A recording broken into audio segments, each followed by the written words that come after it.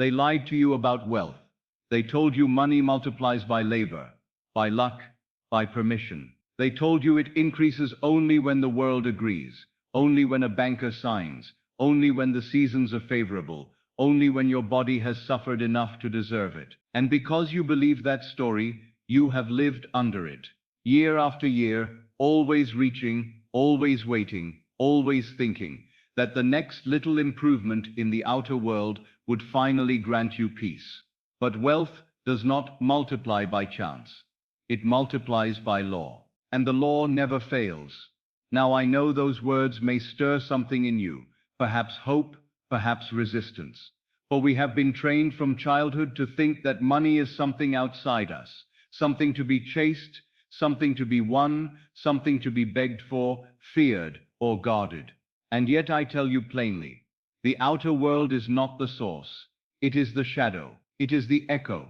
It is the harvest of a seed that was planted long before the coins ever touched your hand. If you would understand the secret law God uses to multiply your wealth, then you must first know what I mean when I say God. I do not mean a distant being enthroned beyond the stars, watching your struggles as though they were entertainment. I do not mean a power that must be persuaded by tears or bribed by rituals. The God of whom I speak is nearer than your very breath. It is your own awareness of being. It is the silent sense within you that says, without effort, I am. That I am is not a phrase. It is not poetry. It is the name revealed to Moses, the eternal name that has been misunderstood for centuries. And when you discover that this is God, your own I am, you will stop doing the very thing that keeps people poor, no matter how hard they work. You will stop making the world the cause, and you will stop placing your power in the hands of shadows. Most people pray for money as beggars. They plead. They bargain. They promise they will be good, if only life will ease its grip. And then they rise from prayer and return at once to the same inner confession, I don't have enough. They do not realize that their prayer is cancelled by their own inner speech, because the subconscious does not answer your words. It answers your state. It answers what you are conscious of being. And this is why I say to you tonight, yes, tonight, if you will remain with me, you will not merely hear a pleasant talk about prosperity. You will learn the law that multiplies. You will learn why some receive increase without strain, while others sweat their whole lives and remain frightened of a bill. You will learn why two people can live in the same city, under the same conditions, and yet one seems favored, as the world calls it, and the other seems forever delayed. It is not favor. It is not luck. It is state. In the next little while, I will reveal to you what religion, society, and even your own doubts have hidden, that the secret of increase is not in the market, not in the hours you work, not in the opinions of men, but in the use of your own wonderful human imagination, God in action. I will show you that the same principle behind the loaves and fishes, behind the widow's oil that did not run out, behind every story of multiplication in Scripture, is not a tale of magic performed by another, but a psychological law waiting to be used by you. And I will not leave you with fine words. I will give you a way to apply it. Not tomorrow, not when conditions are convenient, but tonight at the very doorway, where impressions sink deepest and bear fruit most surely. There is a moment each day when the world grows quiet, when the senses loosen their grip, when the mind becomes receptive.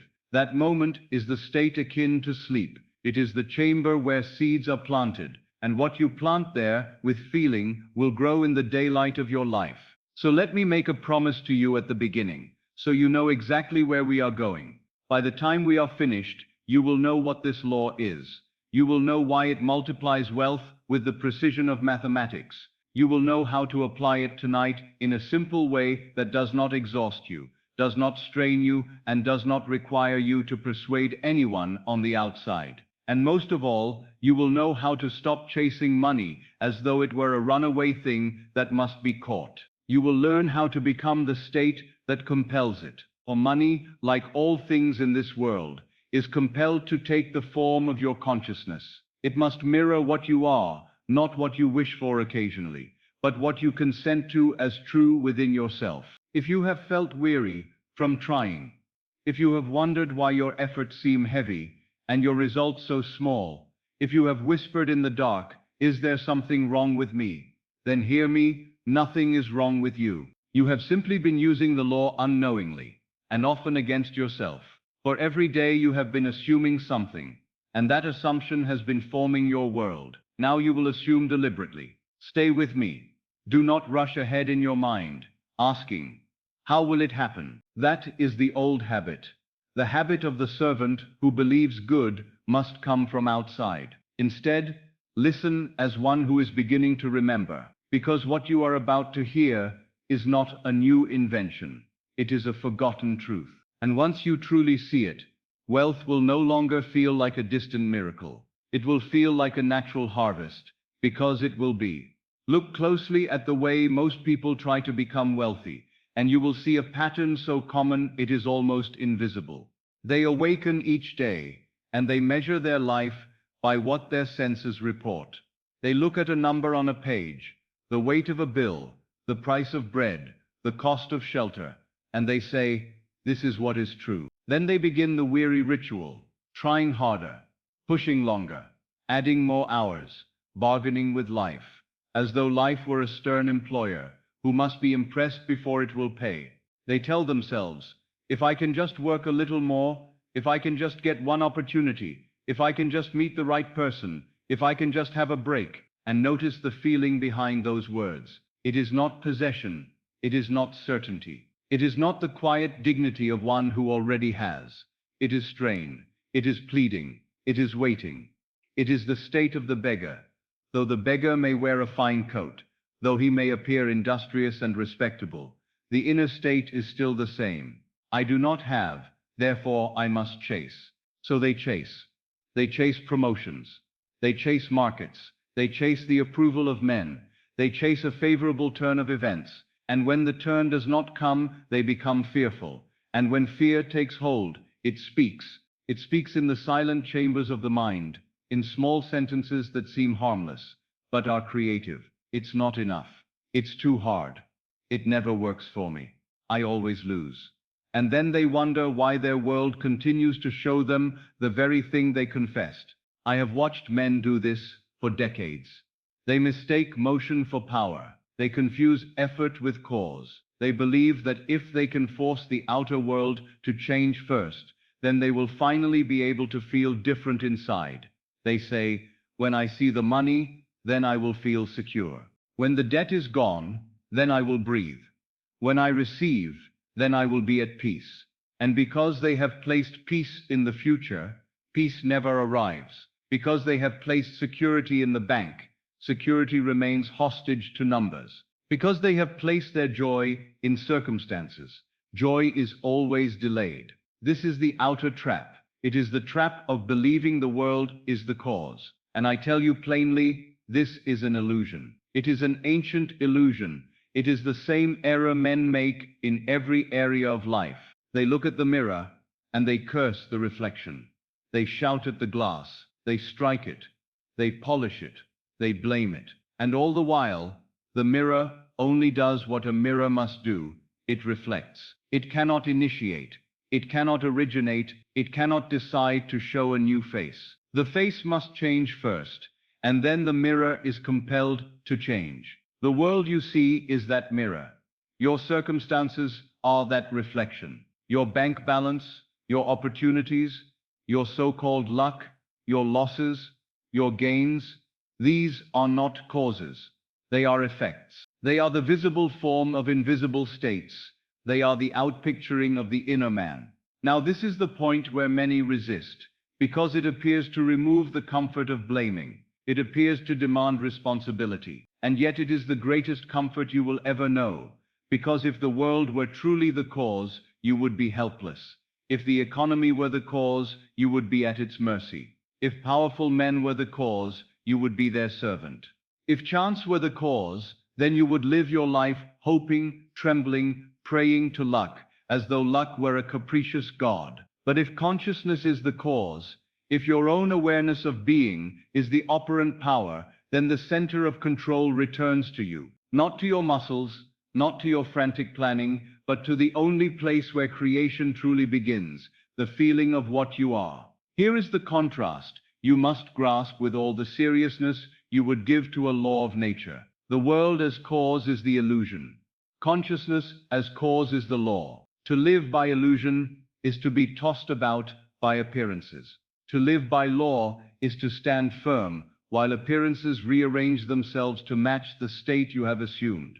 And this is why I say that wealth does not multiply in the bank first. It multiplies in the inner man first. You see, the outer man counts coins and calls it wealth. The inner man feels his own being and calls it truth. The outer man says, if only I had more.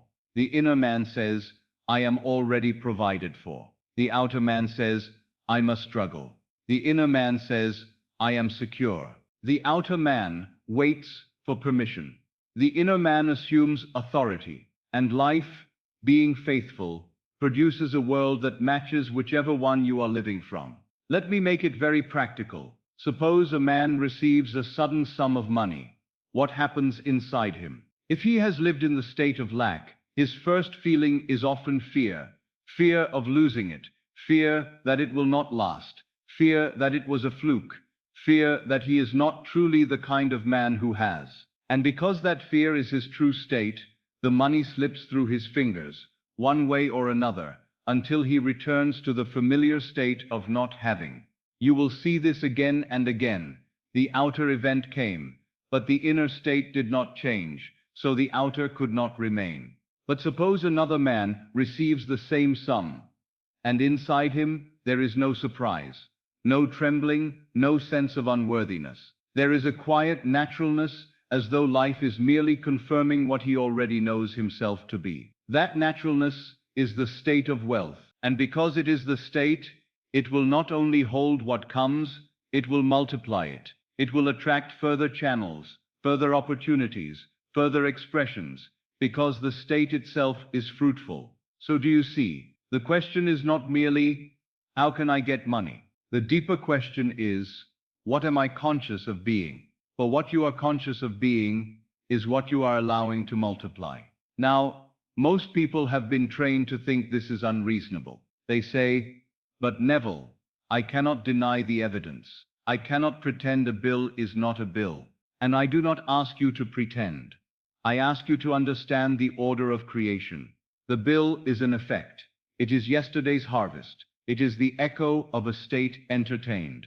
If you keep treating it as cause, you will keep reproducing the state that brought it. If you change your state now, the echo must change in time. This is why trying harder so often fails. Trying harder is usually the attempt of the same old state to save itself. The state of lack tries to escape lack by action, but it carries lack into every action. It negotiates from lack. It speaks from lack. It imagines from lack.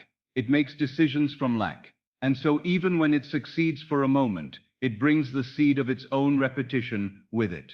The man who truly changes his fortune does not begin with frantic motion. He begins with an inner change, so subtle it could be overlooked by the impatient. He changes what he consents to as true of himself. He stops saying, I will be, and he begins to dwell in I am.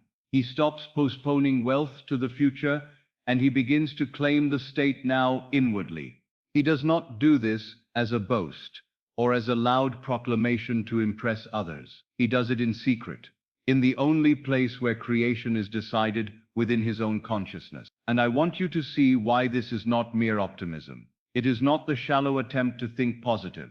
It is not the denial of facts. It is the recognition of cause. If you do not take the inner man seriously, you will spend your life trying to fix effects. And fixing effects is endless labor, because the root remains untouched. Change the root, and the fruit changes without the strain of fighting every branch. So I say to you now, if you have lived in the loop of trying harder, waiting for circumstances, begging for a break, stop for a moment. Be still long enough to observe the truth. You are not waiting for the world to give you wealth. The world is waiting for you to give yourself a new concept of self. The world is waiting for you to occupy the state that commands wealth into expression. This is the beginning of liberation. It is the moment you stop negotiating with shadows and turn to the substance. It is the moment you stop asking, "What will happen to me?" and begin to ask, "What am I assuming myself to be?" For your assumption is the seed, and the world is the soil that cannot refuse it. In a little while I will name the secret law plainly, and show you how it operates as surely as the rising of the sun. And when you see it, you will realize that you have been using it all your life, either to multiply lack or to multiply increase, without knowing it. The law has never failed you. It has only obeyed you.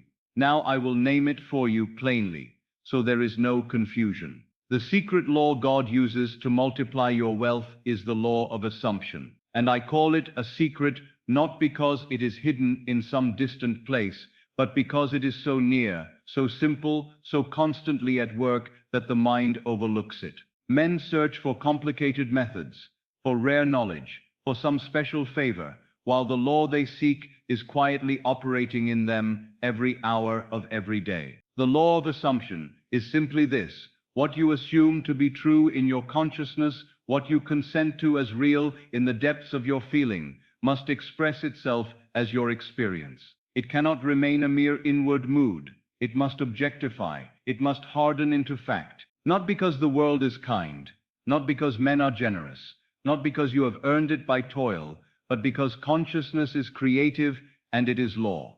And here is the form of this law that most directly explains multiplication. I want you to listen closely, because this one principle can free you from a lifetime of waiting. If an outer fact can produce a feeling, that same feeling can reproduce the outer fact. That is the law of reversibility. It is not superstition. It is not a clever phrase. It is a principle that runs through all of life. It is the key by which God multiplies. Think of it in the simplest terms. The world has taught you a one-way road. First the fact, then the feeling. First the money, then the relief. First the abundance, then the security. First the promotion, then the confidence. First the paid bill, then the peace. That is how the natural mind reasons. And because it reasons this way, it remains chained to appearances forever. It says, when the outer changes, then I will change. But the law is reversed. You feel first, and the outer must follow. The effect, when assumed, becomes the cause. The relief you would feel after the money arrives, assume that relief now, and money must come. The confidence you would feel after success, assume that confidence now, and success must come. The freedom you would feel after the burden is lifted, enter that freedom inwardly now, and the burden will lift in the world. This is what I mean when I say God multiplies by law. God does not multiply by chance. God does not multiply by favoritism. God multiplies by states. And God, as I have told you, is your own awareness of being, your I am. When you enter a state within, the world is compelled to reflect it without. That is multiplication. Now let me put it in plain language, as simple as I can. You do not wait for money to feel secure. You feel secure first, and money must follow. You do not wait for the bank to tell you that you are safe. You become safe inwardly, and the bank must eventually echo the state. You do not wait for the world to hand you permission to relax. You relax in consciousness, and the world rearranges itself until you have reason, in the eyes of men, to be relaxed. I can hear the objection already. But how can I feel secure when I am not secure? How can I feel relief when I still see the bills? Am I not deceiving myself? No. You are ceasing to be deceived by the outer world. You are ceasing to worship the effect. The senses are late messengers. They report what has already been impressed upon consciousness. They are always behind the times. If you let the senses decide your feeling, you will always be living from yesterday. The reason this works is not mysterious. It is lawful. The subconscious mind, that deep womb of creation within you, does not reason as the surface mind reasons. It does not argue. It does not weigh probabilities. It does not ask whether the thing is likely. It receives impressions, and the impression it receives is feeling. Feeling is its language, And when the feeling is accepted, it must produce the corresponding outer facts.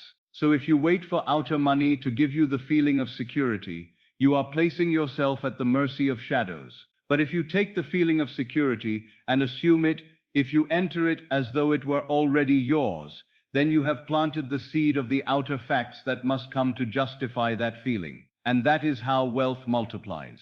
It begins in feeling and it ends as fact. Let me give you a living picture.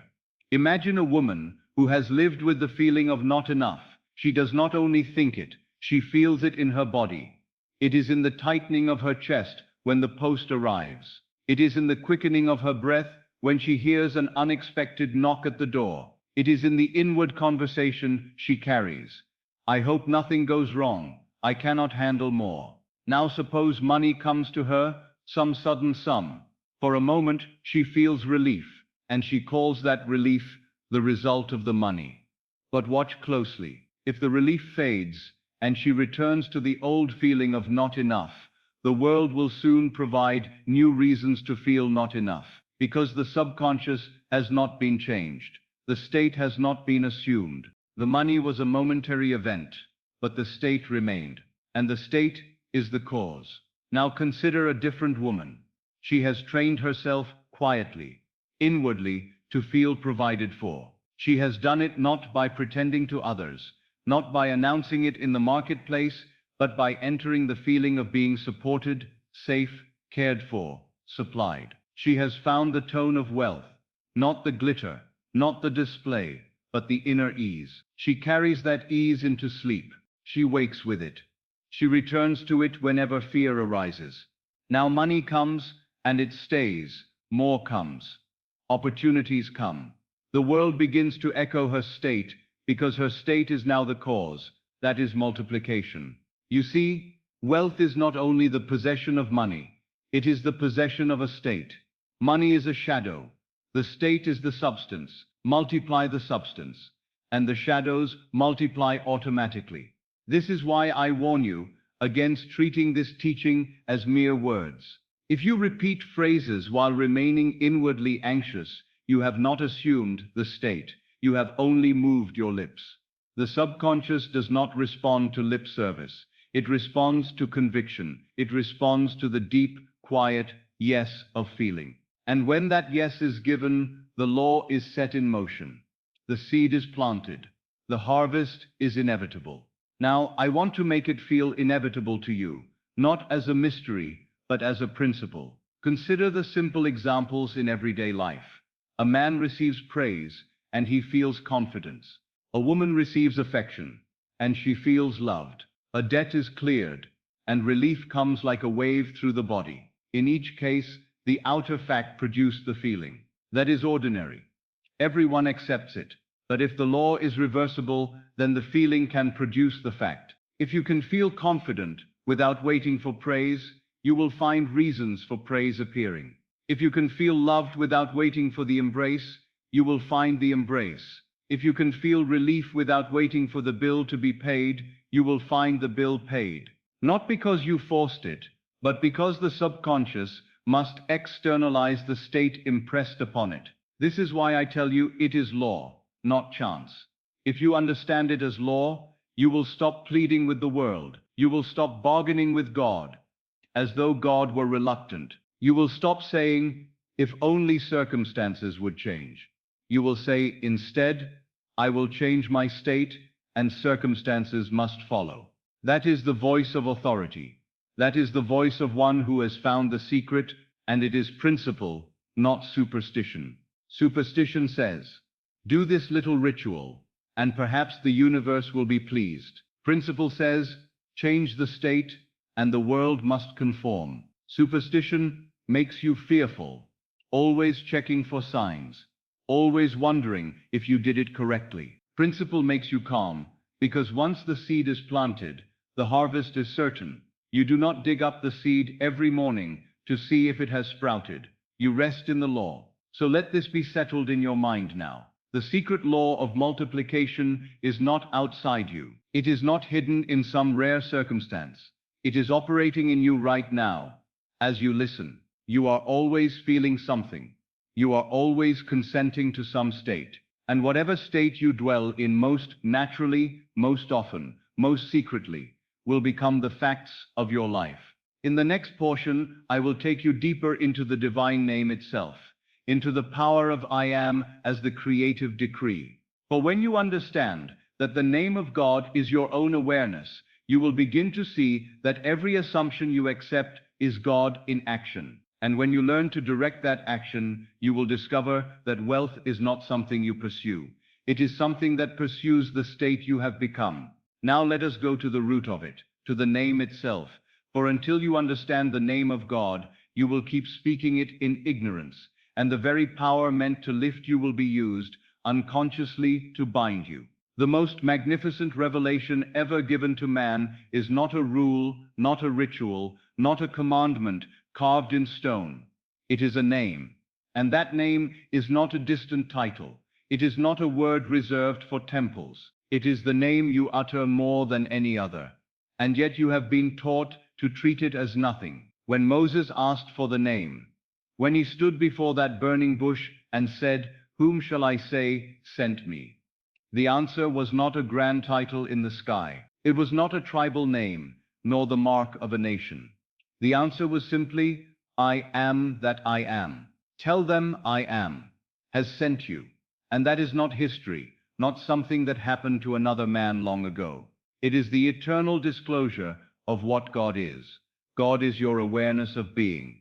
God is the feeling that you exist. God is that silent presence within you that declares, without effort, I am. As you listen to me now, you are aware that you are.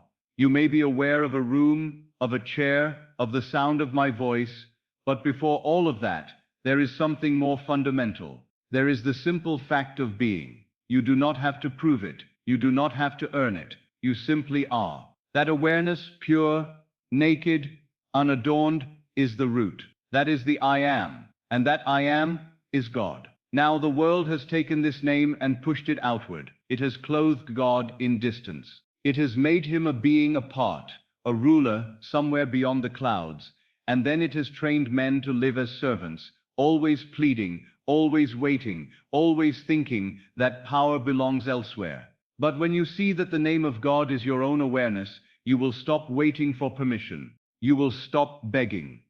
You will begin to understand why Scripture says, "Be still and know that I am God." It does not say, "Be still and know about God." It says, "Know that I am God." The very awareness you call I am is the creative power. And now here is where the matter becomes intensely practical and also intensely dangerous if misunderstood. For every time you speak the words I am, you are not merely describing yourself. You are invoking the divine name. You are calling upon the creative power. You are setting a state into motion. And whatever you join to that name, you give life to. Whatever you attach to I am is conceived in the womb of the subconscious and must be born as your experience. This is why I tell you that every I am is a decree. Most people think their words are harmless. They think they are merely complaining, merely joking, merely being honest. They say, I am broke, as though it were a simple description. They say, I am unlucky, as though it were a casual remark. They say, I am always struggling, as though it were a fact carved in the nature of things. But the subconscious does not treat these statements as commentary. It treats them as commands. It treats them as seeds. It accepts them as true and begins at once to build a world that matches them. So when you say, I am broke, you have joined the eternal name of God to lack. You have married the creative power to poverty, and poverty will multiply in your world, not as punishment, but as obedience. The law is not cruel, it is faithful. It reproduces what you consent to be true. It outpictures the state you wear. And many have lived their whole lives without ever noticing this. They look at their circumstances, and they speak from them. They say, I am in trouble, because they see trouble. They say, I am behind, because they see delay. They say, I am not supported, because they feel alone. And then they wonder why more trouble, more delay, more loneliness arrives. They do not realize they are using the divine name in vain, not by profanity on the lips, but by attaching I am to what they do not wish to experience. This is the secret bondage. It is not the world holding you down, it is your own inner decree.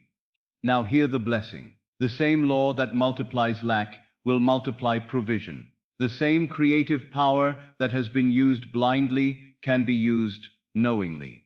If you can say, I am broke, and watch life confirm it, then you can say, I am provided for, and life must confirm that as well. If you can say, I am always struggling, and see struggle harden into fact, then you can say, I am secure, and security must harden into fact. The law is impartial. It has no favorites. It simply obeys the state impressed upon it. So I ask you to consider the most important question you can ever ask about wealth. Not how much do I have, not how much do I need, but what am I calling myself? What have you been attaching to your I am? Because whatever you have attached, you have been feeding. Whatever you have been feeding, you have been multiplying. Now do not misunderstand me. I am not telling you to deny the world with your lips while you secretly accept it in your heart. That is not assumption. That is self-deception. The subconscious is not fooled by mere words.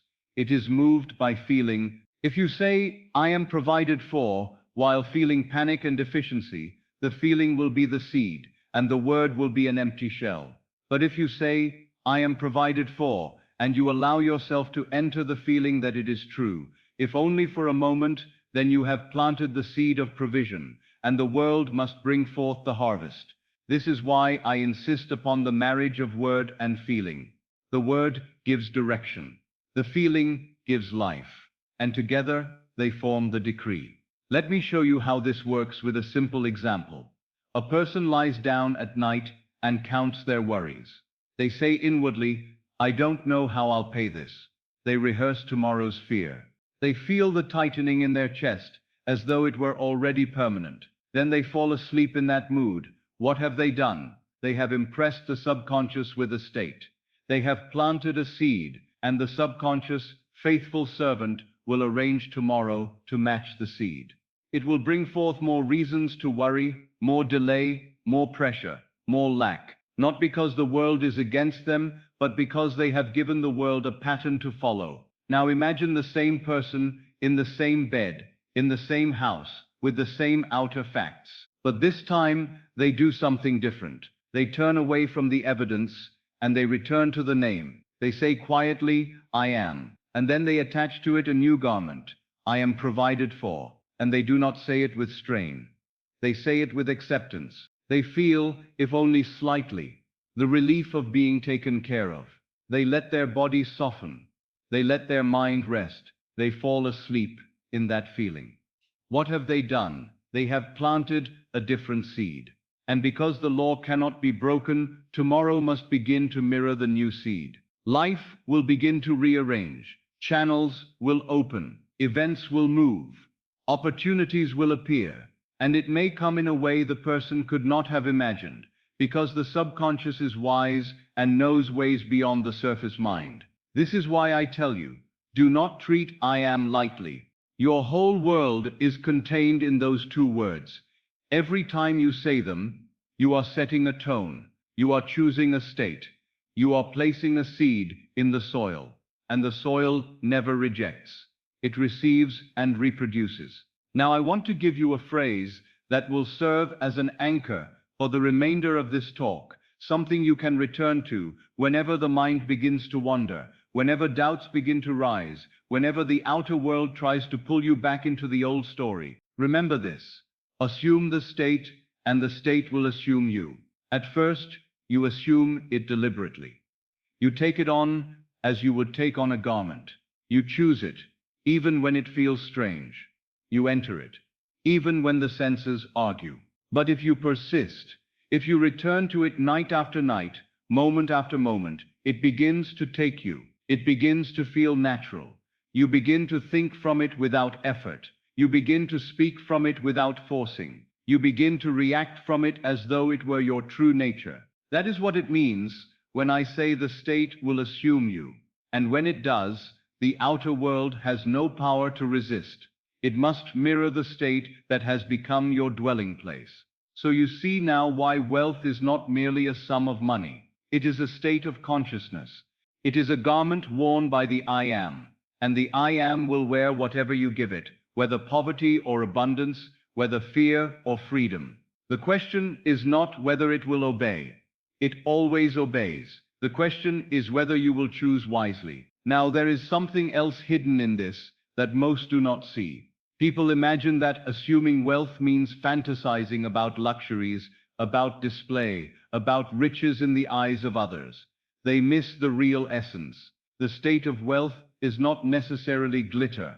It is not necessarily extravagance.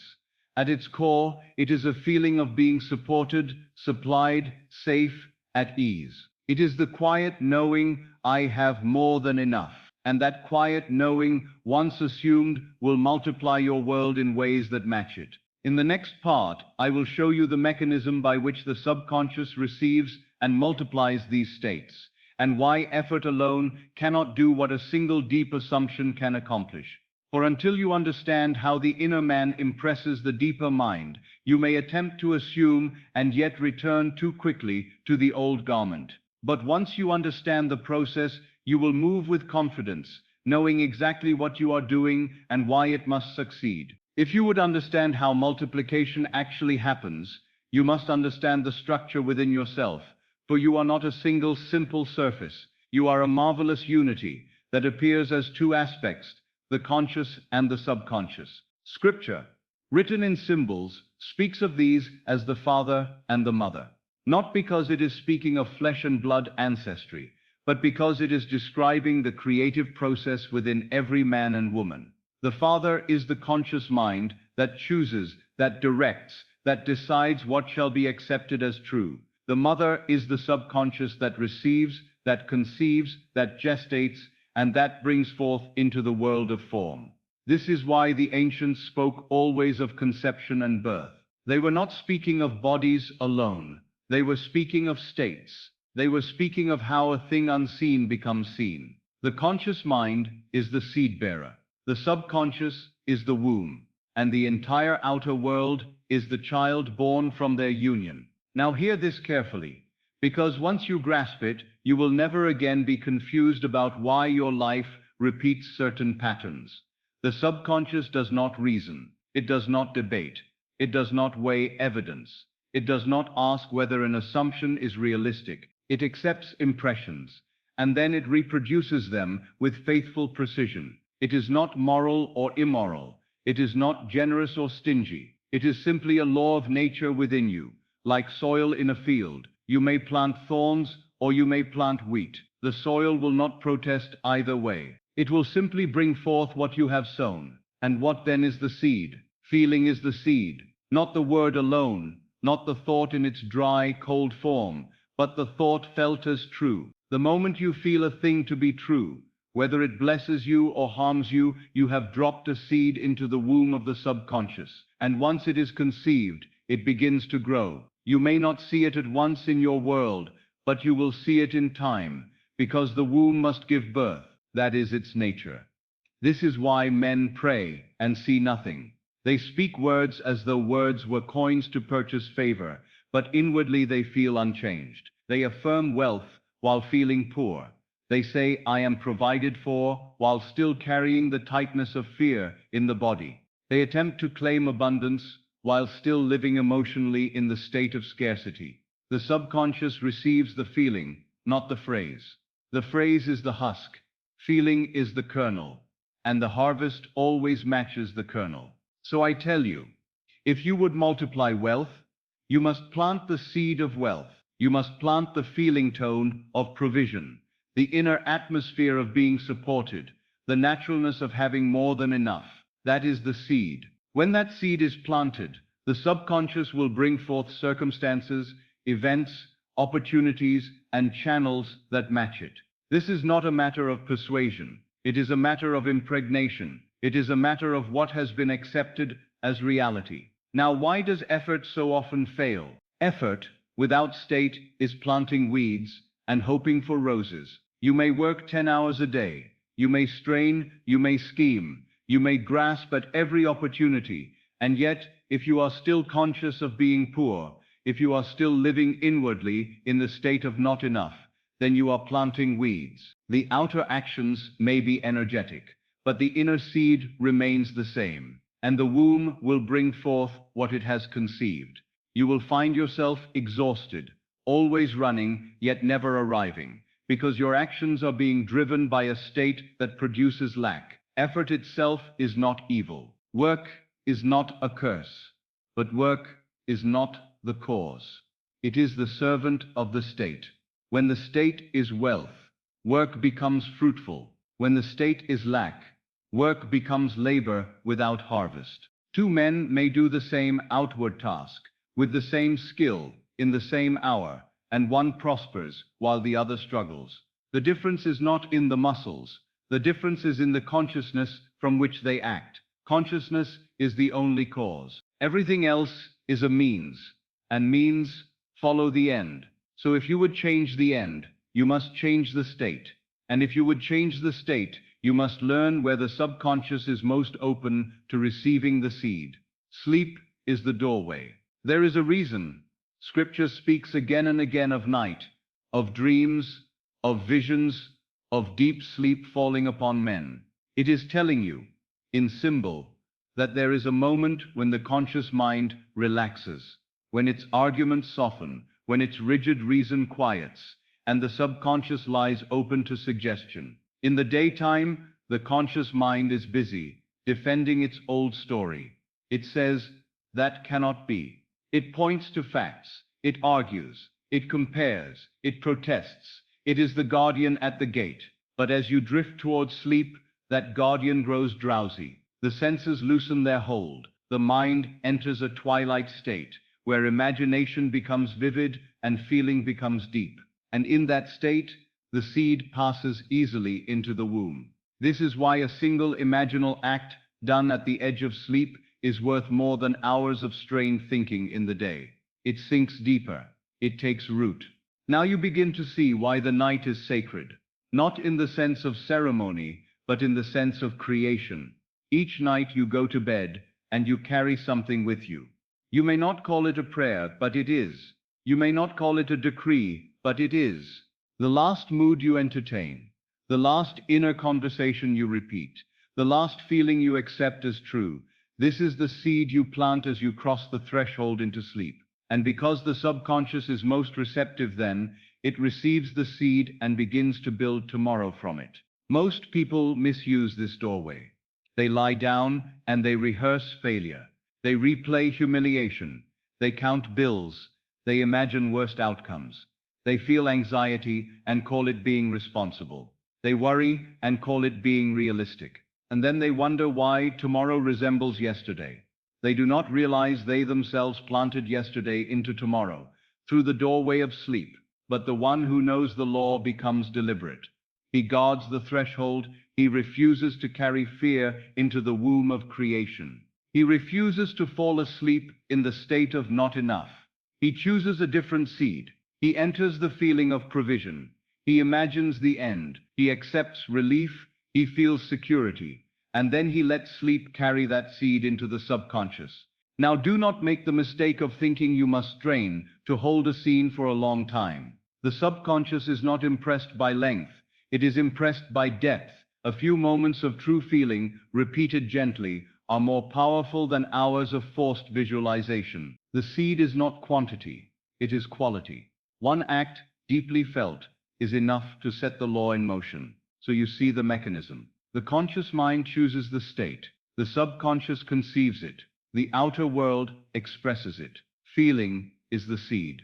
Sleep is the doorway. And once you accept this, you will see your entire life differently. You will stop treating sleep as a mere rest from the day and begin to treat it as the workshop of the next day. You will stop letting the world decide your mood and begin to let your mood decide your world. You will stop placing your wealth in the hands of circumstances and begin to place it in the only treasury that cannot fail, your own consciousness. In the next portion, I will show you how to recognize the feeling of wealth, how to distinguish it from the feeling of effort, and how to step into it even when the senses argue. For many can understand this intellectually and yet still return to the old state, the moment they see a bill. The key is to learn the emotional signature of wealth, and to wear it as naturally as you wear your own name. Now we come to something so simple that the clever mind will be tempted to dismiss it, and yet it is the very hinge upon which your fortune turns. If feeling is the seed, then you must learn to recognize feeling as you would recognize a scent in the air. You must become so acquainted with the feeling of increase that you can enter it deliberately, and so acquainted with the feeling of poverty that you can refuse it the moment it tries to clothe you. Most people imagine wealth as a picture, gold, comfort, fine things. Yet they never ask the only question that matters. What does wealth feel like? Not what does it look like, but what is its emotional signature? What is the inner atmosphere of the man or woman who is truly provided for? I will tell you, wealth, before it ever appears, feels like relief. It feels like a quiet exhale, as though a burden has been lifted from your chest. It feels like the end of bargaining, the end of pleading, the end of bracing for impact. Wealth feels like quiet confidence, not loud, not boastful, but steady. It is the calm knowing that life is on your side, that you are supported, that you can meet what comes without fear. Wealth feels natural. That word is one of the most important words you will ever learn in this teaching. Naturalness, the state that manifests, is the state that feels natural. Not the state you visit for a moment and then abandon. Not the state you force like a strained smile, but the state that feels like home. And wealth feels like possession. Not in the sense of greed, but in the sense of already having. It is not the feeling of reaching, it is the feeling of holding. It is not the feeling of hoping, it is the feeling of this is mine. When that sense of possession is present, the subconscious has a clear instruction, it knows what to build. Now to understand this, you must also recognize the old state, the poverty state, because it comes disguised. It does not always appear as dramatic despair. Often it appears as urgency, as tightening, as a nervous scanning of the world. It appears as the mind racing, trying to calculate, trying to control. It appears as bargaining with God, bargaining with life, bargaining with yourself. If I just do this, if I just sacrifice that, if I just hold on a little longer, it appears as the constant inner question, when will it happen? That question seems innocent, but it is a confession. It confesses that you do not have, and the subconscious accepts the confession. Learn to notice the body when you are in the poverty state.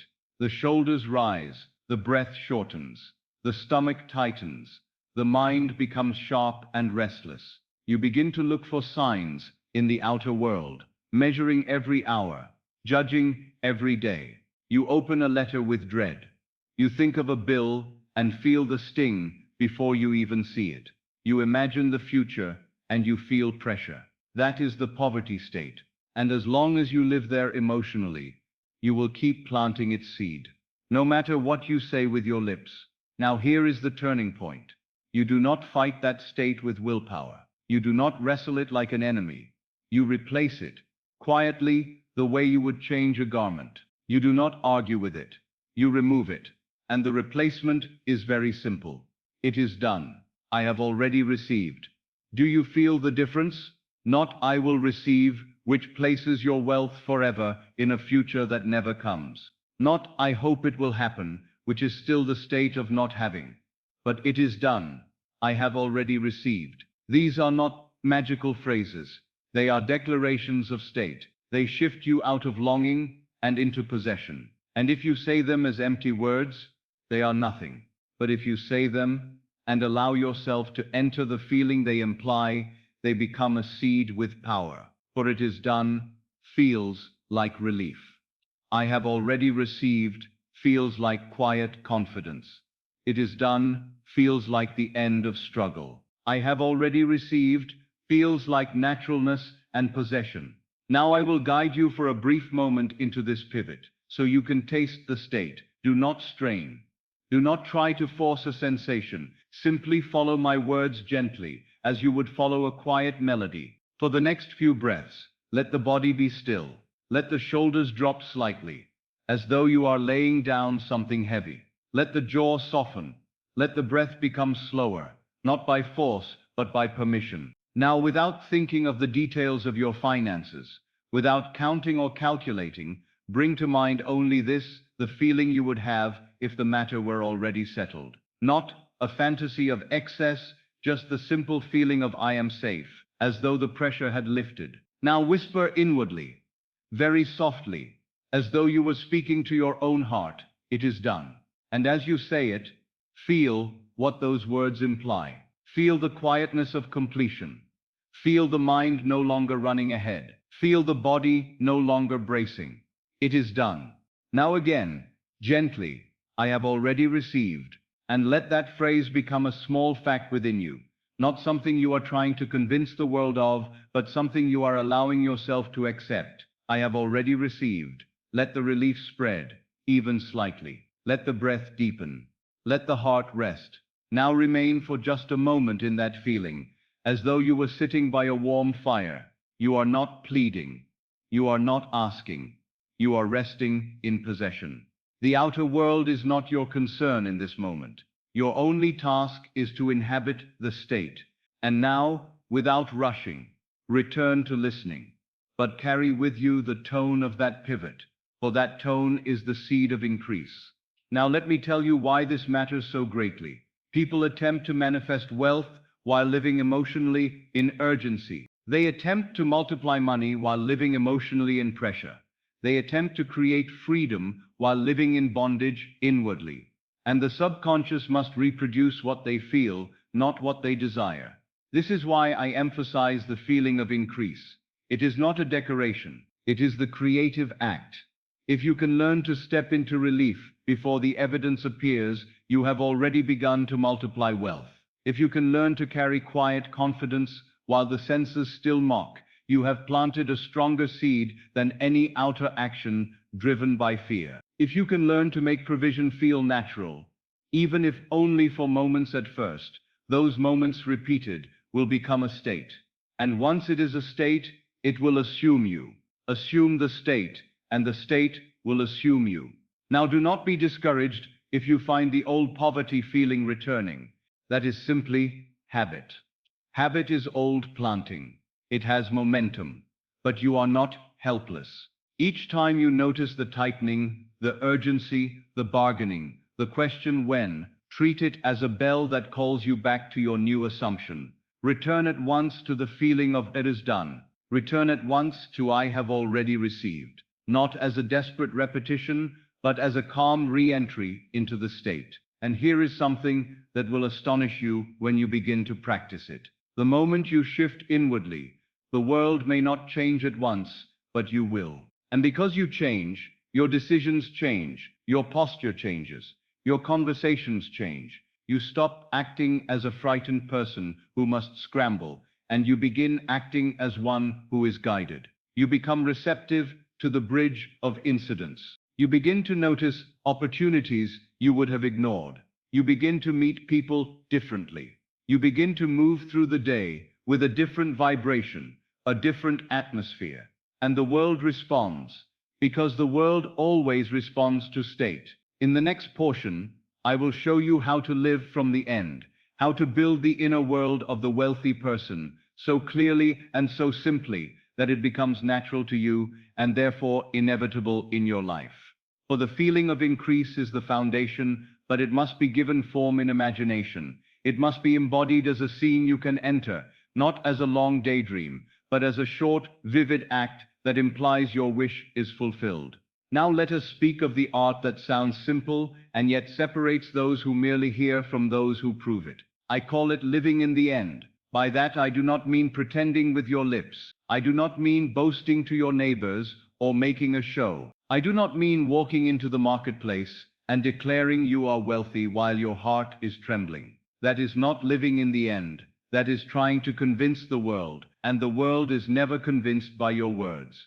It is convinced by your state. Living in the end is an inward consent.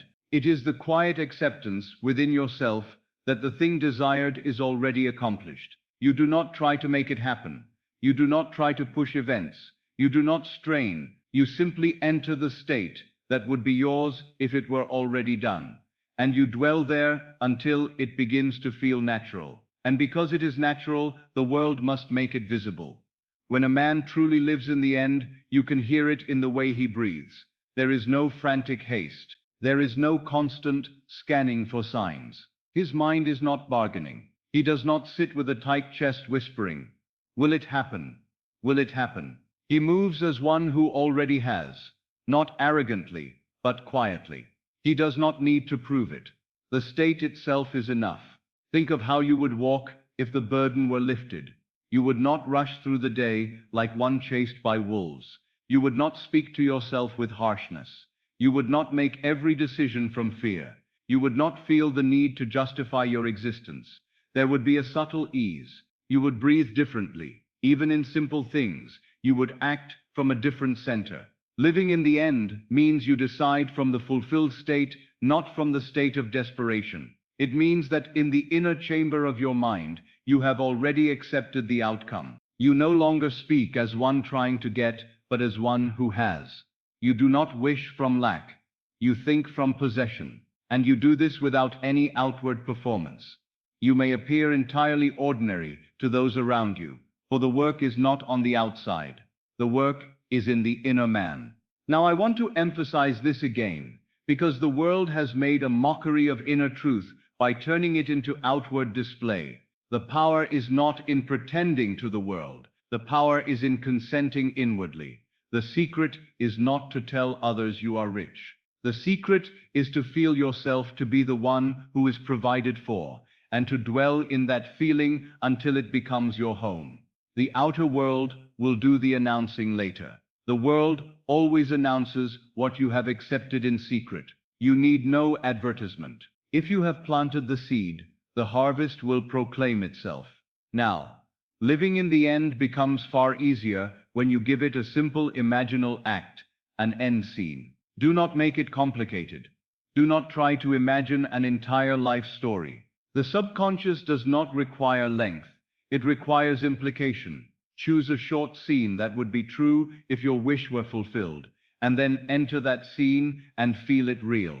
I will give you 3 scenes that have proven effective for countless people, because they are simple, natural, and they imply the end without forcing the means. You may choose one, or you may allow one to choose you, but keep it short, keep it vivid, keep it in first person. The first is the simplest of all. Imagine holding in your hands a letter, a receipt, or a statement that bears the words "paid in full." It may be a bill you have worried over. It may be a debt. It may be any obligation that has felt heavy. In imagination, you see it with your own eyes. You feel the paper between your fingers. You notice the stamp, the mark, the words, "paid in full," and as you hold it, you feel the wave of relief that would naturally come if it were true. Do not merely look at the words as a picture. Let them produce the feeling of completion. Let the body soften. Let the mind rest. Let the inner voice whisper, "It is done." That is living in the end. The second scene is just as powerful, because it brings in the human element of confirmation. Imagine a friend, someone whose voice you know well, speaking to you with warmth and certainty. They say, "I am so happy for you. Congratulations. Things have really changed for you." You do not need to specify how. The scene implies that the change has already happened. Hear their voice. Notice their expression. Feel your own natural response. Not shock, not disbelief, but gratitude and quiet joy. Feel the reality of being the one who has been blessed. Let that scene loop gently, like a short moment replayed, until it begins to feel like a memory rather than a hope. The third scene is subtle, and for many it is the most practical, because it touches the deepest root of poverty, fear. Imagine yourself paying without fear. Picture yourself reaching into your pocket or your purse, not with tightening, not with anxiety, but with ease. Perhaps it is a simple purchase, food, clothing, a necessary expense. In imagination, you hand over the money, or you sign the paper, or you settle the account with calm certainty. And the feeling is not reckless. It is not foolish. It is simply natural. You pay as one who is abundantly supplied. The act is small, but the state behind it is enormous. It is the state of being provided for. Now let me tell you why these scenes work. They do not ask you to imagine the whole path. They do not force you to predict the bridge of incidents. They simply imply that the end is already yours. And because they imply it, they allow you to enter the feeling of it. And feeling is the seed. So the scene is the form, and the feeling is the power. When you take one of these scenes into the state akin to sleep, when you repeat it gently and allow yourself to feel it as real, you are living in the end in the most effective way. You are placing the subconscious in possession of the fulfilled desire, and the subconscious, once convinced, will move the world to match it. Now you may say, "But Neville, my senses contradict it." Of course they do. If the senses agreed, you would not need faith. The entire purpose of the imaginal act is to create a new inner reality before the outer reflects it. If you wait for the outer to change first, you have already confessed that the outer is cause. But if you enter the end now, you have accepted consciousness as cause, that is the turning. And I want you to understand that living in the end does not mean you will never take action. It means your actions will come from a different place. When you are no longer acting from panic, you will act more wisely. When you are no longer bargaining, you will notice the bridge. When you are no longer desperate, you will be guided. The same outer actions that once produced little may suddenly become fruitful, not because the actions changed, but because the state changed. The root changed, and therefore the fruit changed. So do not concern yourself with how long. Do not measure the day after you plant the seed. Do not dig it up with anxious questions. Your task is to enter the end and dwell there. Your task is to return again and again to the state of already having until it begins to feel like home. Assume the state, and the state will assume you. In one day, perhaps sooner than you think, you will notice that the question when has faded. You will find yourself living more calmly. You will find yourself less reactive to bills, less shaken by delay, less fascinated by the opinions of others. And then, without strain, life will begin to echo your state. Money will come, opportunities will come, debts will lift, not as a miracle from without, but as the natural harvest of the seed you have planted. In the next portion, I will take you through the nightly practice itself, how to use the state akin to sleep as the chamber of multiplication, how to still the senses, how to enter your scene, and how to impress it upon the subconscious so deeply that it must bear fruit. For the scene is important, but the way you enter it is the secret, and that secret lies in sleep. Now we come to the chamber where God multiplies. Not in the marketplace, not in the noise of the day, not in the anxious rush of effort, but in the quiet borderland between waking and sleep. It is there, when the senses are dim and reason grows still, that the seed sinks deepest and bears fruit most surely. I have called this the state akin to sleep. It is not a strange thing reserved for mystics. It is the natural state you enter every night. You have passed through it thousands of times, yet most have never recognized that it is the doorway to creation. In that interval, the outer world fades, the body grows heavy, and the mind becomes receptive. It is as though the guard at the gate relaxes his grip, and the subconscious lies open to impressions. In the daytime, you are defended. Your senses argue, your reason protests. It says be practical, be cautious, do not be foolish. It measures, compares, doubts. But as you drift towards sleep, that sharp reasoning softens. The mind becomes quieter, the senses become less urgent, and in that gentle drowsiness, you can impress the subconscious without struggle. Now you must understand something. The subconscious is not persuaded by force. It is not impressed by strain. It is impressed by acceptance. That is why I tell you, you do not force sleep, and you do not force the imaginal act. You enter it as naturally as you would step into a room. You do not wrestle your way through the door. You simply walk in. So tonight, when you are ready to retire, do not go to bed as most do. rehearsing worry, counting problems, dragging the day's burdens into the sacred chamber. Instead, you prepare to enter as one who knows what he is doing. You lie down, you become comfortable, and you allow the body to grow still. Let the muscles relax. Let the eyelids become heavy. Let the breath slow. You are not trying to make something happen by effort. You are preparing the soil. You are quieting the senses. You are allowing the surface mind to become drowsy. In that state, do not attempt a long drama. Do not attempt to see the entire future.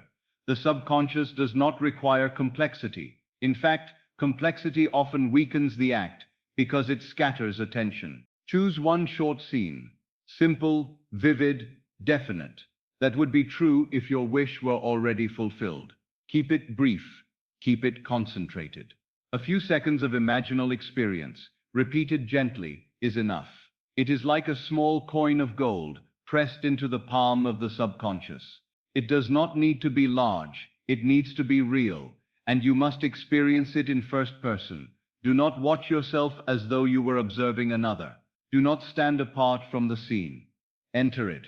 Look through your own eyes, hear through your own ears, touch with your own ears, touch with your own hands. If it is a letter stamped paid in full, then feel the paper, see the stamp. If it is a friend congratulating you, then hear the voice. If it is paying without fear, then feel the ease in your body as you hand over the money. Always first person, always from within the act. Now you loop the scene gently. This is not strain, it is not forcing, it is like rocking a child to sleep. You repeat the short act again and again with softness, allowing it to deepen. Each repetition is not to convince yourself by repetition, but to saturate the moment with reality until the feeling of it becomes natural, and then you let sleep take you while it feels real. This is one of the most important points you will ever hear in this teaching. The moment you fall asleep is the moment the seed is sealed. The last feeling you carry into sleep is the feeling the subconscious accepts as your instruction. So if you fall asleep in worry, worry is planted. If you fall asleep in relief, relief is planted. If you fall asleep in possession, possession is planted, and what is planted must grow. Do not be concerned if you drift off before you have finished. That is not a failure, that is often the perfect success. If you fall asleep while still in the scene, while still feeling it as real, the subconscious receives it without resistance. It is carried into the depths on the tide of sleep itself. Now let me speak to those who fear they will do it incorrectly. There is no need for fear. The law is not fragile. It is not offended by imperfection. It is not waiting for you to perform some exact ritual with perfect technique. What it requires is sincerity of feeling. What it requires is that you enter the end and feel it real. Do that, and the subconscious will do the rest. And do not turn it into a struggle. Some will lie down, and they will strain to visualize. They will grit their teeth, tighten their bodies, chase images, like a man chasing a bird. That effort defeats the state. For the state, akin to sleep, is a state of surrender. It is not the battlefield, it is the chamber of quiet acceptance. If you find your mind wandering, do not scold yourself. Simply return gently to the scene. Bring it back with softness, as you would bring a child back to the bed, again and again. Not with anger, not with urgency, with calm. Now there is another subtle point that will help you greatly. Do not make the imaginal act about getting. Make it about having. If you imagine yourself hoping, waiting, pleading, you are planting the seed of longing, and longing reproduces longing. Your scene must imply that it is already done. You must feel the end, not the process. The end is the stamp, paid in full. The end is the congratulations. The end is the ease of paying without fear. The end is relief. The end is possession. And the feeling you carry into sleep must match that end. So I tell you tonight, as you lie down, do not say, "I hope this works." That is not the state of possession. Do not say, "I wonder when." That is the old poverty state. Say instead, inwardly, with quiet certainty, "It is done." And let the body respond as though it were done. Let relief soften you. Let confidence settle you. Let the mind become still. Now you are not forcing sleep. You are allowing sleep. You are carrying the feeling of possession into sleep. That is the work. That is the night work. And it is more powerful than any struggle in the day, because it reaches the place where causes are planted. If you do this faithfully, you will begin to notice something. Your days will become less anxious. You will stop checking constantly. You will stop reacting so violently to appearances. And then in that quietness, you will begin to see the bridge of incidents forming. People will appear. Ideas will come. Opportunities will open. And often it will happen so naturally that the unawakened will call it chance. But you will know it was law. You planted the seed, and the world obeyed. In the next portion, I will show you how to apply the law of reversibility directly to money in the simplest possible way, so that you no longer wait for wealth to give you peace, but you allow peace to summon wealth. This is where many experience their first true shift, because it removes the last chain, the belief that the outer must come first. Now we come to the switch. And if you truly grasp this, you will feel something inside you loosen, as though an old chain has snapped. For this is the point where most men and women keep themselves bound, not because they lack desire, not because they lack effort, but because they have accepted the order of the world backwards. They have been taught to say, when I get money, then I will finally feel safe. And because they have made safety dependent upon money, they have made their peace a hostage. They have placed their freedom in the hands of circumstances. And then they spend their days chasing, bargaining, worrying, and their nights rehearsing fear, always waiting for the outer world to grant them the right to rest. But the law is reversed. I tell you, feel safe now. Therefore, money must come. Enter the feeling of being provided for now. Therefore, provision must appear. Assume the relief now. Therefore, the condition that produces relief must take shape. This is the law of reversibility applied to money, and it is the secret that collapses the long years of waiting into a present act. Let me say it in another way, so it lands deeply. The world is a mirror, and most people stand before the mirror and say, if the mirror would change, then I would smile. They stare at the reflection, waiting for it to soften, waiting for it to brighten, waiting for it to give them permission to feel well. But you cannot ask a mirror to smile first. The mirror has no power to initiate. You stop asking the mirror to smile. You smile first, and then the mirror must reflect it. So it is with money. Money is not the cause of your security. It is the reflection of your state. If you wait for money to feel secure, you are asking the mirror to smile. But if you feel secure now, quietly, inwardly, without needing the world's permission, then money must appear as the reflection of that inner smile. Now I know that at first this seems too simple. The mind will protest. But how can I feel safe when the facts deny it? And I answer, the facts are late. The facts are yesterday's harvest. They are the shadow cast by past states. If you use them as the authority for how you feel, you will remain in the past. You will keep producing the same facts, because you keep planting the same seed. But if you dare to accept a new feeling now, if you dare to claim security as an inner fact, then you plant a new seed, and the outer world, though it may take time to echo, cannot refuse it. The law is faithful. This is what the prophets meant when they spoke of calling things that are not seen as though they were. It was never meant as empty pretending. It was meant as the deliberate assumption of the state that produces the thing. To call the unseen as though it were is to feel it as already present. And once it is felt, it is no longer not, it is. It exists in consciousness, and consciousness is the only reality. The world of facts must catch up.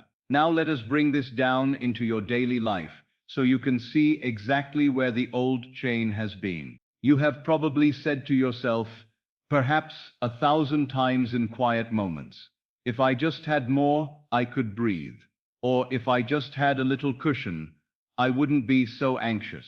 Or when this bill is paid, then I'll finally relax.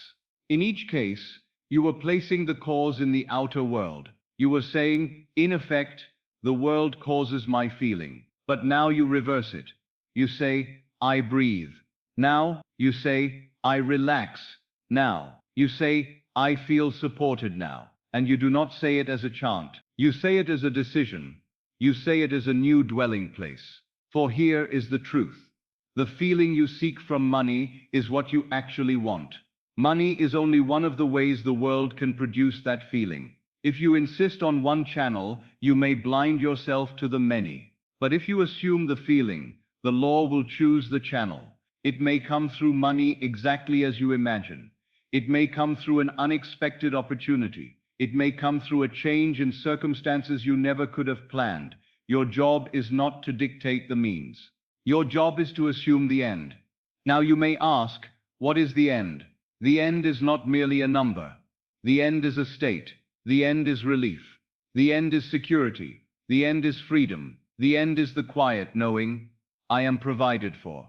So tonight, and tomorrow, and the day after, when you feel the old urge to look outward for proof, do not scold yourself. Simply remember the mirror. Remember the order. Smile first, assume safety first, and then the mirror must reflect it. Now I will give you a few short prayers, money prayers if you will. Yet they are not the prayers of begging. They are the prayers of acceptance. The world has taught men to pray as though God were reluctant. They plead as though they were trying to convince a distant ruler to be kind. But once you know that God is your own, I am, prayer becomes something else entirely. Prayer becomes the act of assuming the answered state. It becomes inward possession. So here is a prayer you may use. Do not speak it with strain. Speak it softly within yourself, as though you were stating a simple fact. Father, I thank you that I am provided for. Notice the tense. Not I will be. Not please provide. But I am. And you do not thank in advance as a trick. You thank because you have accepted the state. You are resting in the end. Here is another, equally simple, and for many it is more powerful, because it goes straight to the feeling. It is done. I am secure. I am supported. And as you say it, you allow the body to respond, as though it were true. The shoulders drop. The breath deepens. The mind quiets. You are not trying to force a result. You are entering a state. And here is a third, and it carries within it the essence of reversibility. The relief I seek is mine now. Now if relief is yours now, then by law the outer must arrange itself to justify relief. That is the principle. That is the switch. You may also say, in the simplest language of all, the language of the name, I am already supplied. And then you rest. Now understand me. These are not spells. The words themselves are not magical. Their power lies in the feeling they awaken. If you say them and feel nothing, they are empty. But if you say them and you allow the inner atmosphere of completion to come over you, even gently, then you have given the subconscious a living seed, and that seed will grow. It will grow into circumstances. It will grow into events. It will grow into money. Now I want you to see the enormous freedom in this. You are no longer waiting for the world to grant you peace. You are no longer chained to the outer. You are no longer reacting as a victim. You are choosing your state. You are becoming the cause. And the moment you become the cause, life begins to mirror you instead of you mirroring life. At first, you may only be able to enter the feeling for a few moments. That is enough. A seed does not need hours. It needs planting. And each time you return to the feeling, you water it. Each time you refuse to return to the old panic, you protect it. Each time you fall asleep in possession, you seal it. And soon the state will begin to assume you. You will find it becoming easier to feel secure. You will find fear losing its hold. You will find yourself naturally thinking from abundance rather than of it. And then the world will echo it, because the world cannot do otherwise.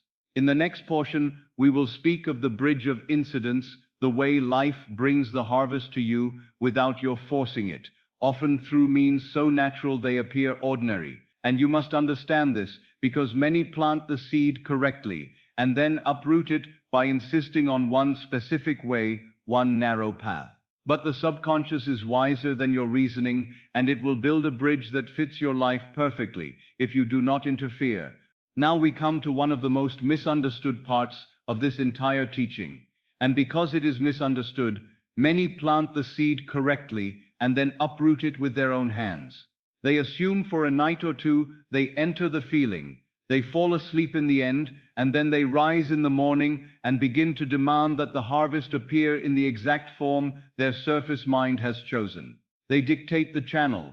They say, it must come through this person, or it must come through my employer, or it must come through this investment, or it must come through a winning ticket. And because they are fixated on one narrow path, they become blind to the very fulfillment that is already unfolding by another route. This is sabotage, and it is subtle, because it disguises itself as faith. They say they believe, but what they truly believe in is a specific method. They have not trusted the law. They have trusted a plan. They have not held the end. They have held a channel, and channels are not your concern. The end is your concern.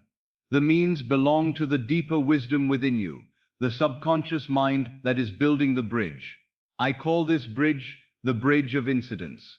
It is the series of natural events that unfolds after you have assumed the end. It is the chain of seemingly ordinary moments that carries you from your present state to the realization of your desire. It begins the moment the seed is planted, not later, not after you see proof. At the very moment you accept the end as real within yourself, the bridge begins to form. People are moved. Ideas are stirred. Doors begin to loosen on their hinges. Circumstances rearrange in ways you cannot yet see. And the great mistake is to judge the bridge while you are walking on it. Let me give you the correct order, so you never forget it. Hold the end, and let life choose the means. You define the state. You define the feeling. You define the accomplished outcome. And then you leave the how entirely alone. You do not need to manipulate. You do not need to scheme. You do not need to chase. You do not need to threaten yourself with urgency. Your only task is to remain faithful to the end. Life will take care of the route. Now, why is this so difficult for people? Because the surface mind craves control. It wants to see the steps. It wants to predict. It wants to feel safe by knowing how it will happen. But the law does not require your conscious planning. In fact, your conscious planning often interferes because it is based on your present limitations. It is based on what you think is possible. The subconscious is not limited by your opinions. It sees connections you cannot see. It knows ways you would never devise. It can move through countless channels you have not considered. So when you say, it must come this one way, you are not showing faith. You are showing distrust. You are saying, I do not believe the law can find a way. Therefore, I must force it. And the moment you begin to force, you return to the old state of strain. And strain multiplies strain. Now let me show you the bridge in everyday form so you can recognize it. Sometimes the bridge begins with something so small you might dismiss it. A casual conversation, a letter, an invitation, a thought that comes quietly, like a whisper, telling you to take a certain action. You may not even realize it is connected to your desire, but later you will look back and see it was the first step. Perhaps you meet someone unexpectedly, not in some grand dramatic way, but in the most ordinary manner. You sit beside them in a waiting room. You are introduced by a friend. You speak for a few minutes. It seems insignificant. And yet from that meeting comes a connection, and from that connection an opportunity, and from that opportunity the very provision you had assumed. Or perhaps the bridge begins with a forgotten account, something owed to you that you did not even remember, a refund, a settlement, a policy, the sum that returns as though out of the past. You did not plan it. You did not chase it. It simply comes to the surface, because your state has demanded an outer reflection. Or perhaps the bridge begins with an opportunity that seems too small to matter, a modest proposal, a simple opening, a task that does not look like wealth at all, but it is a door, and behind that door is another, and behind that another. If you are living in the end, You will not despise the small beginnings. You will recognize that the bridge often looks ordinary while you are walking on it. I have known men to lose a position and call it disaster, only to discover later that it was the first step of their bridge. I have known women to be delayed in one plan and then meet the very person who became the instrument of their fulfillment because of that delay. I have seen circumstances that looked like obstacles reveal themselves as perfect rearrangements. The bridge is often disguised. It does not wear a label that says, "This is the fulfillment." It moves quietly, naturally, with the simplicity of life. So I warn you, do not judge the bridge while you are walking on it. Do not curse the delay. Do not panic at the detour. Do not interpret a temporary closing as denial. If you have assumed the end is already accepted in the deeper mind. The only thing that can delay it is your own return to doubt, your own insistence on control, your own refusal to let life unfold. Now there is another way people sabotage themselves, and it is closely related. They not only dictate the channel, they set a deadline born of fear. They say, "It must happen by this day, or it has failed." And then they watch the calendar with nervous eyes. They turn each day into a test. They drain the state of naturalness and replace it with pressure. They treat their imaginal act like a desperate wager. But the law is not a wager. It is a seed. And every seed has its appointed hour. Some things unfold quickly, others more slowly. Not because the law is weak, but because the state must become natural. The deeper the naturalness, the swifter the manifestation often appears. But regardless of the time, the principle remains. Once the seed is planted and not uprooted, it must bear fruit. So do not become obsessed with signs. Do not become a watcher at the gate. The watcher is still in the state of not having. The one who has is not watching, he is living. He is occupied. He is at ease. He is not asking life for proof. He knows the seed is already in the ground. Now let me show you what it looks like to trust the bridge. It means you hold to the end inwardly, and you go about your day with quiet confidence. You do what is before you without strain. You respond to life naturally. If a door opens, you walk through it. If a thought comes to call someone, you call. If an opportunity appears, you consider it calmly. You do not force. You do not chase. You allow yourself to be guided, because the subconscious, having accepted the end, will lead you across the bridge by impulses that feel natural. And when something happens that your surface mind would label as negative, you do not collapse into fear. You remind yourself, this may be part of the bridge. You do not pretend you enjoy discomfort, but you do not interpret it as failure. You keep the end fixed within you. You keep your feeling of possession. You keep your inner decree, and you move forward. For this is the secret. The end has already been accepted. The bridge is already being built, and you are not called to design it. You are called to walk it.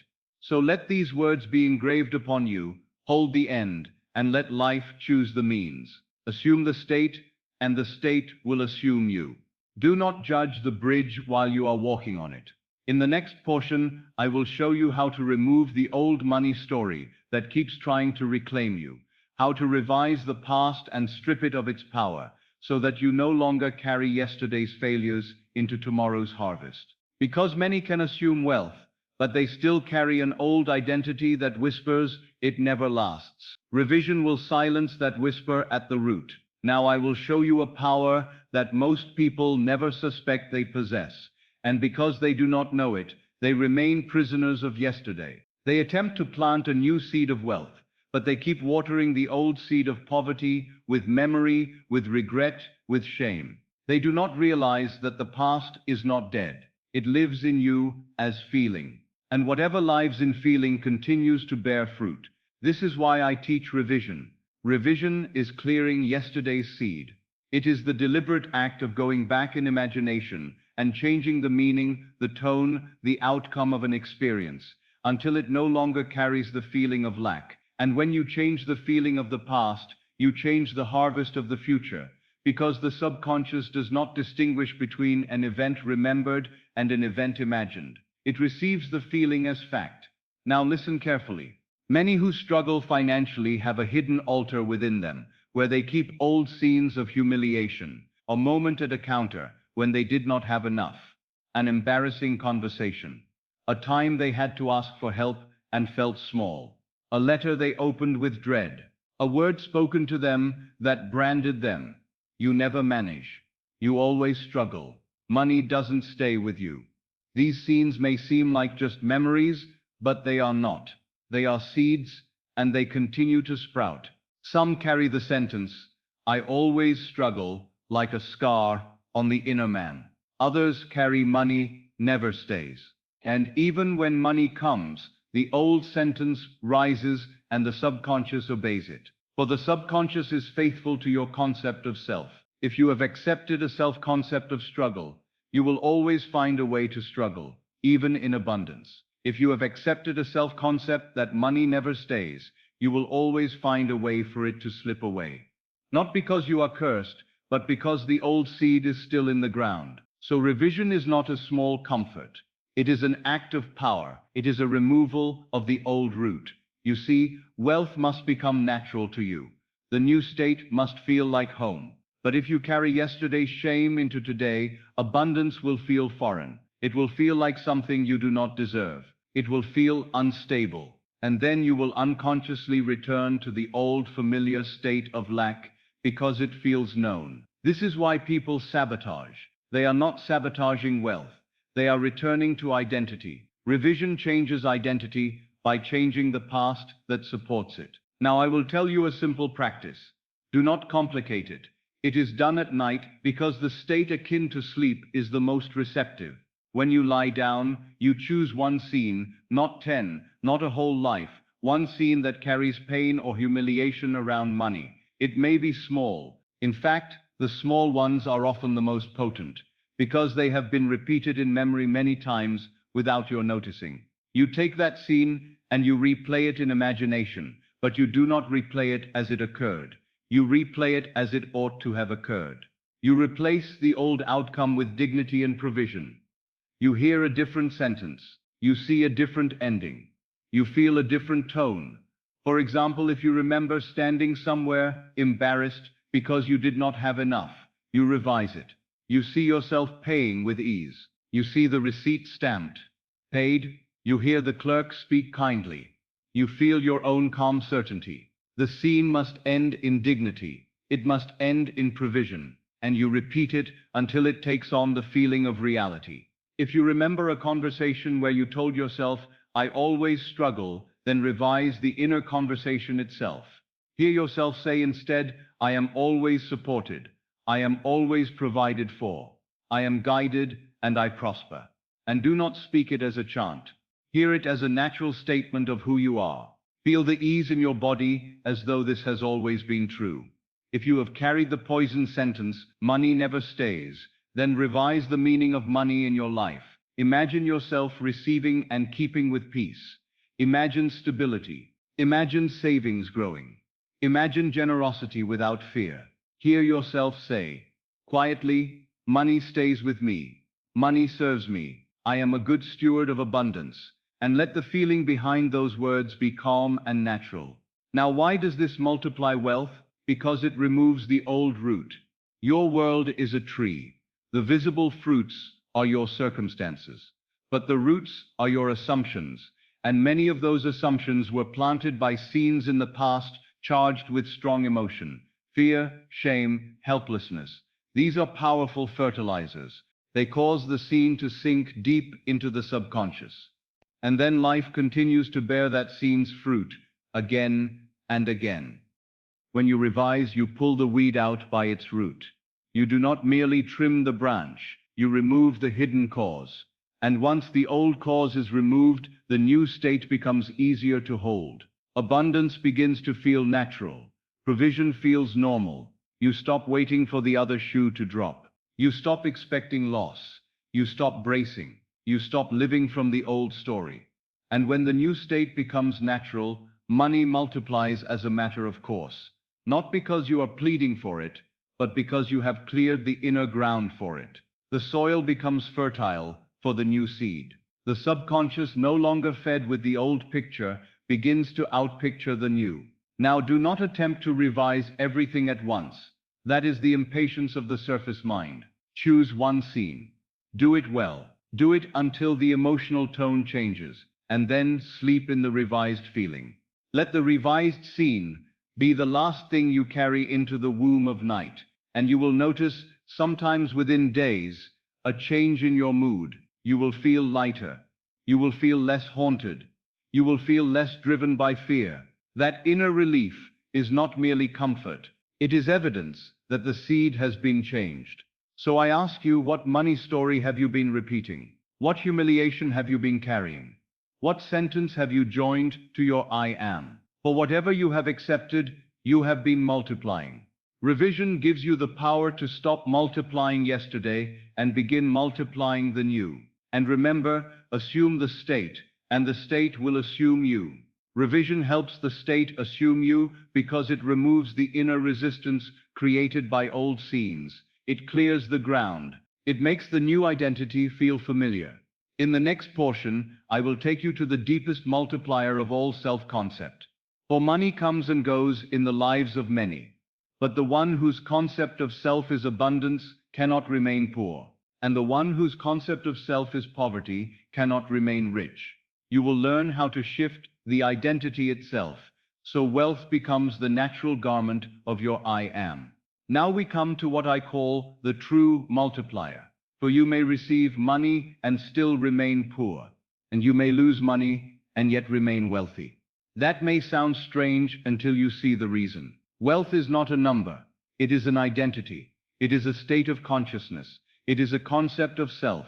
And the world you live in, including your finances, is nothing more than that concept made visible. So I tell you plainly, you do not get rich. You become the one to whom wealth is natural. This is why some men inherit fortunes and lose them. They received money, but they did not receive the state. Their self-concept remained unchanged. Inwardly, they still felt insecure, unworthy, anxious, and therefore their actions, without them realizing it, returned them to the condition that matched their state. The money was only a visitor, the state was the resident, and the resident always decides the household. And this is why others can begin with little and yet rise steadily. They have assumed a different identity. They have accepted inwardly that they are provided for. They do not merely hope for it, they are conscious of being it. And because they are, the world must shape itself around that being. The outer follows the inner with perfect fidelity. Now, when I speak of self-concept, I do not mean the opinions you announce. I mean the quiet feeling of who you are when no one is watching. I mean what you secretly accept as true when you are alone with your thoughts. I mean what you join to your I am. If, when you say I am, the next unspoken sentence is not enough, then that is your identity and the world must echo it. If the next unspoken sentence is struggling, then struggle must continue, because identity is the root. But if you change the identity, the fruits must change. So we are not here merely to bring you a sudden sum and call that success.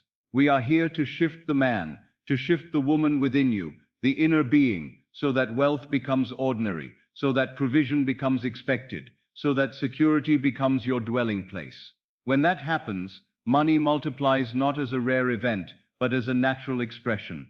And this is how you build the new man. You begin by selecting the qualities of the state you wish to wear, not as hype, not as shouting, not as a feverish attempt to drown fear, but as calm acceptance. The new man is chosen. He is not forgotten by life. He is not overlooked by God.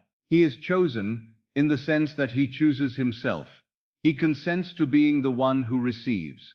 The new man is provided for, not occasionally, not by luck, not by desperate effort, but as a fact of being. He moves through life with the quiet confidence that supply is natural. The new man is favored, not by partiality, but by law. For favor is the reflection of the state you occupy. When you occupy the state of being blessed, the world mirrors blessing. The new man is secure. He does not tremble before figures. He does not bargain with fear. He lives from the end. He breathes from completion. Now you may ask, how do I adopt this identity? In the same way, you adopt any state. You assume it, you wear it, you return to it, you fall asleep in it, and by persistence, the state assumes you. You do not need to convince anyone. You do not need to argue with yourself.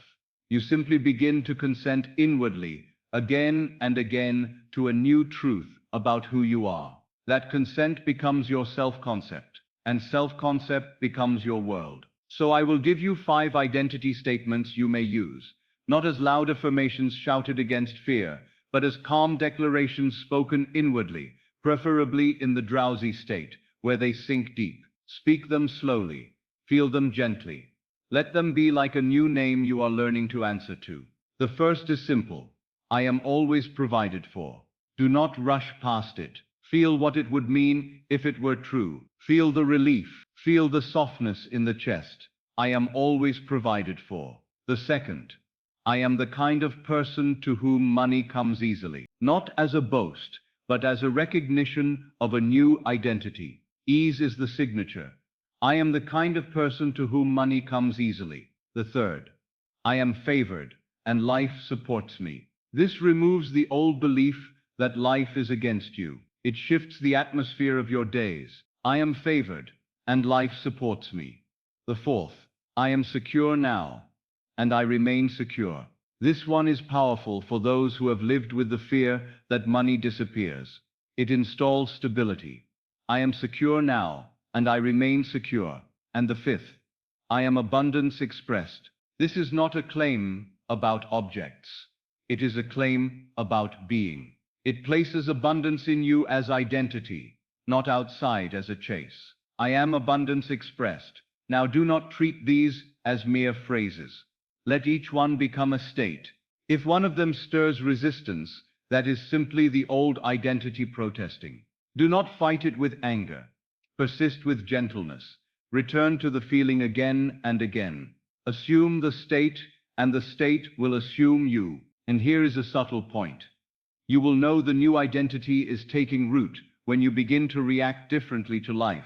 The bill may arrive, but the panic will be weaker. A delay may occur, but you will not collapse. You will find yourself less fascinated by the outer drama. You will find yourself more anchored. That is evidence. That is the new man forming. Because the goal is not to repeat words.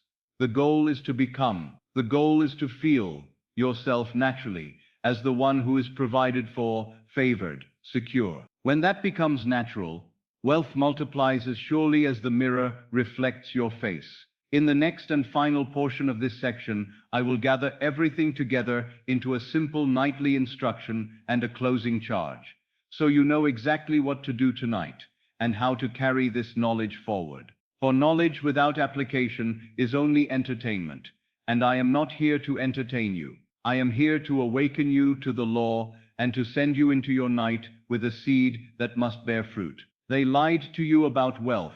They told you money multiplies by labor, by luck, by permission. They told you that you must wait upon circumstances, that you must plead with life, that you must be at the mercy of figures and men and seasons. And because you believed that story, you lived as though you were an effect, always reacting, always hoping, always bargaining, always fearing that tomorrow would be like yesterday. But now you know the law. You know that consciousness is the only cause. You know that the name of God is your own I am. You know that feeling is the seed, sleep is the doorway, and the world is the mirror. You know that if an outer fact can produce a feeling, that same feeling can reproduce the outer fact. You know that you do not get rich. You become the one to whom wealth is natural. And you know that once you assume the state will assume you.